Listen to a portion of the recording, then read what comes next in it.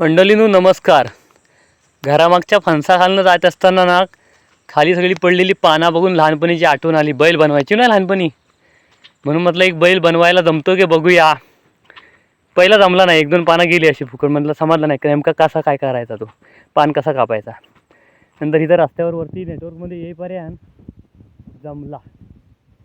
आता बघा कसं बसतं वाटतं, अगदी चौकदार शिंगा एकदम आहे की नाही. बैल एकदम पद्धतशीर बनवला आहे. थांबा हा, असा इकडनं दाखवतो.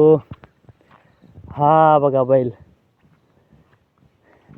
लहानपणी असं 2 बैल बनवायचं, मग त्या एरडांच्या झाडांची पानं तोडायची, त्या पानाच्या काड्या, त्याचा जोकाड नांगर करून मस्तपैकी अशी नांगराची अख्खी जोडी बनवायचं नाही.